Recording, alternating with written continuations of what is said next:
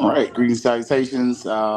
It's the reaction. We don't normally do these quite as often, largely because just the people. It's me and the squad. But here, Bragg, the game is the game. The results are the results. And it's a loss for FAMU. First loss in Bragg since South Carolina State, something like that, something crazy like that. So, really crazy time. And it was just a game where nothing went right. The Jerry curl didn't curl right. Nothing went right for four quarters. And when you're kind of watching the game early on, first thing was really, well, why weren't things going right? So look, yeah, uh, Aaron, I'm telling you, bro. It was a tough game, man. And even watching Coach Colsey post game, the real thing came down to the standard. The standard wasn't met, and not only was the standard not met, the standard wasn't even approached. But a large part of the problem, and I'm looking at it, I can see y'all can hear me, so let me make sure I got just one mic on and not two. I normally have this with headphones on so I can hear myself. But the big thing for today with the standard not being met was the simple fact that the offense was off. And that was a question I asked Coach Colsey, trying to download the recording. So stick with us here at HBC Digital Network. I will definitely upload it. It's probably when I get to the house with the parents and the kiddo and everything. But the turnovers, another game where you lose the turnover battle, and it's just kind of in the room here and just figuring out the ins and outs and why you lost this game. One of the things you really realize it was the turnovers. You lose three turnovers to none. You get no turnovers from Valley. Valley did a great job protecting the ball. It seemed like their play calling was, I won't say better, but they did a better job of doing what they do right.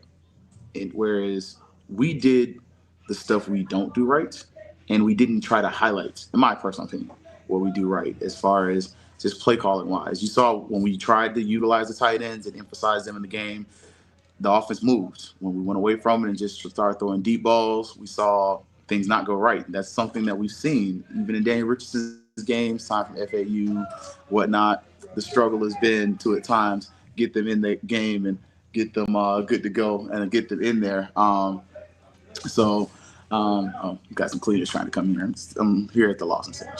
But just overall, it was just a game where, as a fan, you should have won. You're going to come away from that feeling. But if you're a football person, the better team won. You definitely saw where Valley just they did their thing better than FAMU did theirs. So just kind of in watching it, instant reaction is frustration. And do expect some furniture to move. I did talk to some of y'all post game like, hey, like put some fire under the plate. I even saw AD and she's like, hey, take it easy on this. And I was like, hey, I can't call for everybody to get fired. That to me, that's not rational. Y'all know I live in the realism and the rationality of life, and calling for everyone's head to roll to me is not rational. But I think there's some positions that you're gonna see some movement. That was one of the things you're gonna get from Colsey's interview. Again, look for that in about an hour on the HBC Digital Network. Vaughn probably gonna have it too on HBCU game day. So either one, y'all know we support each other, so we love each other. It's FAMU League. It's not competition. It's always love. Even in post game, some of the former student athletes, saw some of them walk by. We let these guys in clean.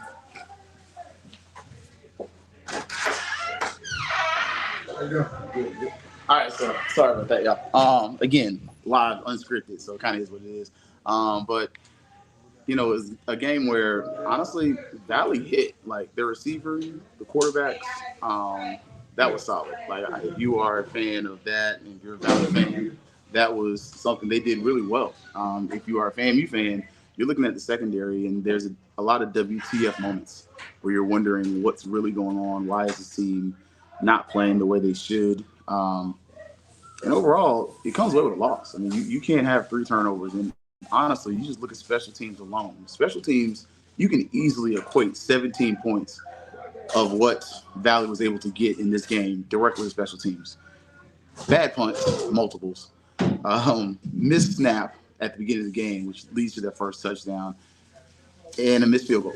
So, which normally Gillis hits, but in this time he didn't. So it kind of is what it is. So in this game, you kind of come back, you watch, and you look. I think you're going to come away and have the expectation that in the Florida Classic, what do you what's going to happen here at the Classic? Because that's got to be the question.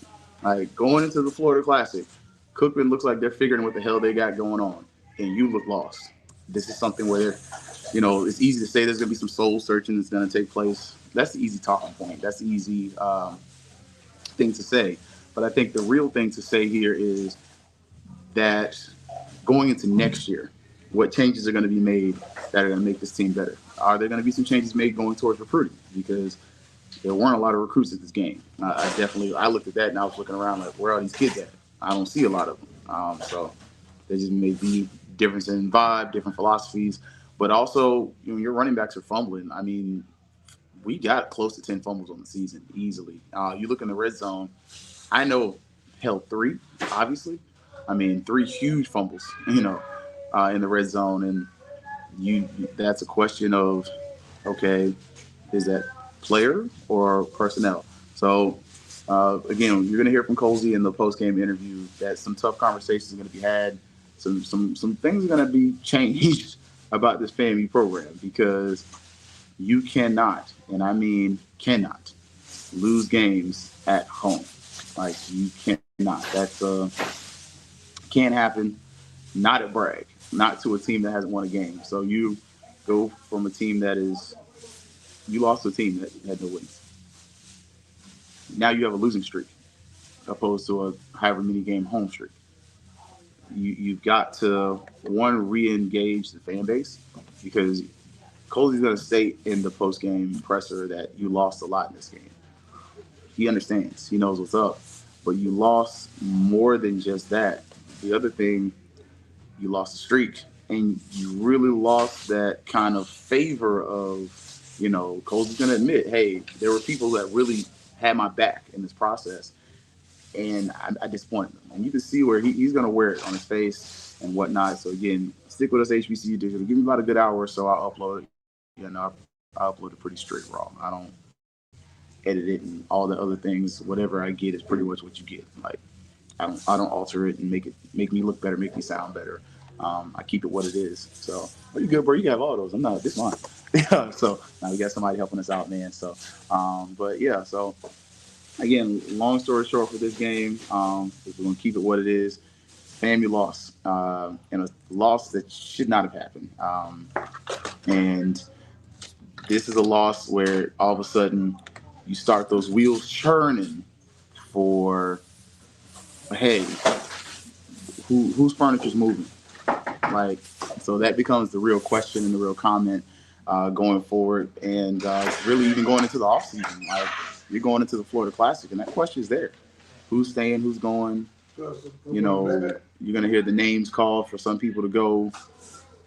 And to be honest with you, I don't begrudge anyone who wants people to leave. I don't. I'm not mad at anyone who thinks somebody's going to leave. I fully expect some furniture to be moving and some tough conversations to be had. So, like I said, long story short, FAMU loses the game. There's no way to hide that.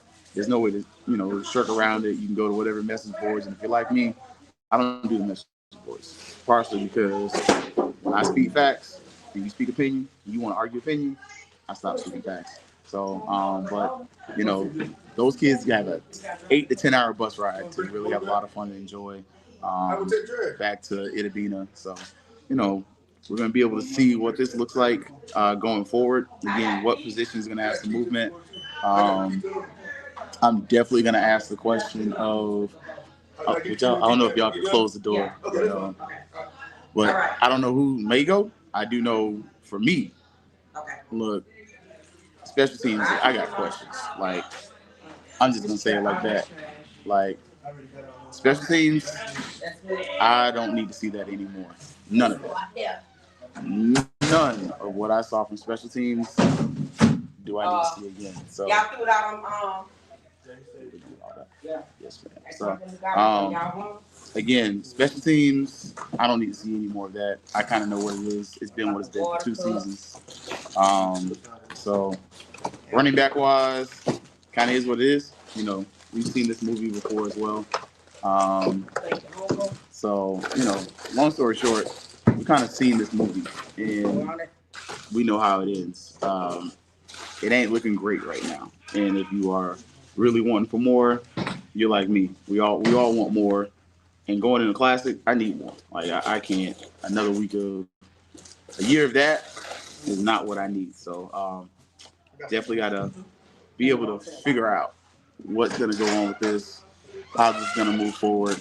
Again, as you see, it's live environment, so I don't do lives all the time for a reason, because I am a control freak. So, but JT, yeah, ball security, huge. Ball security is job security, is what the previous administration stated, and we've not seen that from especially the running back room, running backs and at times the tight ends. But on the other side of this, you definitely, and I asked Colby about the offense, you definitely need to restructure some things about the offense in general. Just some of the play calling, some of the routes that are run, they're not conducive to success. They're not going to work. Like, we could lie about this and make it sound real pretty and make it sound real cute, or we could be honest. Like, some of the play calling, the plays take too long to develop. I've said that too many freaking weeks in a row. That these plays take entirely too long to develop. Additionally, ball security has continued to be an issue. We've stated that. So, and that's not me like being harshly critical of coaches or anything. That's just being honest about where we are with this. Like, this is a program that we expect better. Like, and at this point, Ashford, you're not wrong. Like, I've definitely been one of those people who's probably been on the side of doing a little more defense. And okay, we'll see. But the defense played pretty decent. Really, the defense has played decent in most games until they gave up like a big play. Like you give them a big pass play, that happens. But the defense got tired against Jackson State. The defense got tired last week. So we're asking them to do a lot, and they were really put in crappy field position for most of the game. So I think kind of looking back on this one, the better team won. Like, just if we're looking at what we saw on the field, Valley was the better team. They were better organized. They were better. They did a better job of staying on schedule. Like, you probably hear me say staying on schedule a lot, and the offense has to stay on schedule. Go watch what Valley did, and what they did was stay on schedule the entire game. When it was third down and we might need this, they got it. So it was just one of those things. I think when you kind of go back, you watch this game, if you want to watch it, if you're like me, not watch this game again.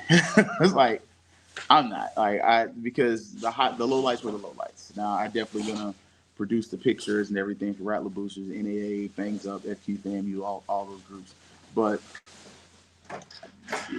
I'm not gonna watch this game again. I've seen the movie, and I'm good on it. So, and I don't know if it's gonna be a mass exodus, JT, but I will say I fully expect there's gonna be some furniture moving in the coach's office. I can almost confirm that. Y'all know I don't break news; I confirm news, and some of y'all said that. And honestly, it needs to happen. So they're trying to get stuff straight, y'all. So I will catch y'all tomorrow, 8 o'clock, HBCU Digital Network. We will be on the network, kind of really looking a little deeper into the game. I might do another rewatch, but in the meantime, folks trying to get home, and so am I. So we can upload these photos and upload these post games. I don't know about the Exodus as much as the honeymoon's over. I'll say it like that. If you're a FAMU fan with this coaching staff, the honeymoon's over.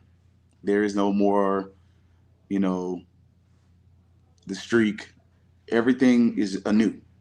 There is nothing that this coaching staff has to offer you that is reminiscent of old times. Everything now is the pure Colsey era. There's nothing of we've had this street since Taggart or since Simmons. Sorry, it was a Willie word. Now this is pure Colsey, and so now we're gonna see what Colsey is. What is his system gonna look like? His pure system, not hey, I'm gonna try to keep the band together. I do expect some exits. I do expect some departures. I think we'll be surprised that some of the guys will stay. But I think it's going to be really interesting now. This is James Colsey's system now. There will be no remnants of Willie Simmons around, besides a few players. So that's going to be interesting to see and interesting to look at. So again, quick instant reaction. If you missed it, FAMU lost the game. We will post, or I will post. There's no we. My we person is probably half asleep right now, but I'm going to post a video on our social media pages, probably about an hour or so. So about 7 o'clock, look for that to come out. Got somebody drop the text, Earl Holmes Part 2. God, I hope not. Man, that was an error that led to a lost decade in FAMU athletics that I would never care to see again. Actually, lost decade in Tallahassee football because both teams sucked. And hopefully we can get back to where we were last year, not this year. And I definitely see some of the guys from last year are definitely not going to be back. So going to be interesting to see y'all. All right, y'all. For everybody at HBCU Digital Network, I'm going to catch out. So I'm not the last person here because I hate being the last person to leave anywhere. So as you already know what's up, it's always going to be Fangs Up. Yeah, baby, you know what time it is. Now let's get it started.